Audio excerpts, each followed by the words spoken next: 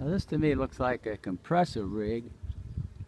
I don't know. Anyway, this is a Alta Mesa Services LP, Biloxi Marsh Barge Production Facility number 2, St. Bernard Parish, and the field manager is at number 1866.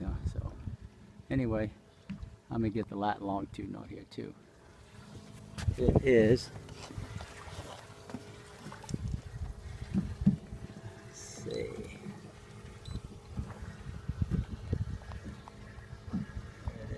there, 30 degrees 00 minutes 7.3 seconds, and 89 degrees 32 minutes 0.670 seconds.